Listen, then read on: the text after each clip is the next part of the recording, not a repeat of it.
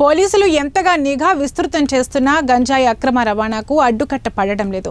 ఓ లారీలో ఏర్పాటు చేసిన ప్రత్యేక గంజాయి పార్సిలున్నాయని విశ్వసనీయ సమాచారంపై అనకాపల్లి పోలీసులు గట్టి నిఘా పెట్టారు.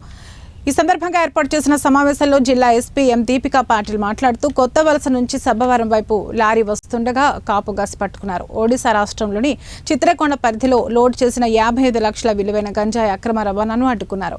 ఈ సందర్భంగా 2 వ్యక్తుల్ని అరెస్టు చేసి 4 సెల్ ఫోన్లు గంజాయిని స్వాధీనం చేసుకున్నామని ఎస్పీ తెలిపారు.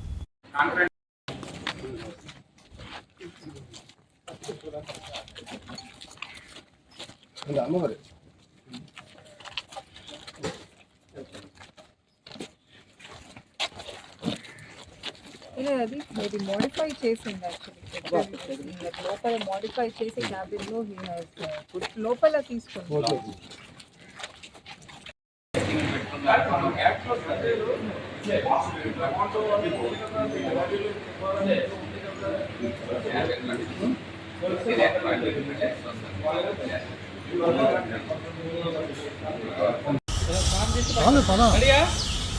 అనకాపల్లి జిల్లా సబ్బవరం పోలీస్ స్టేషన్ పరిధిలో ఈరోజు ఒక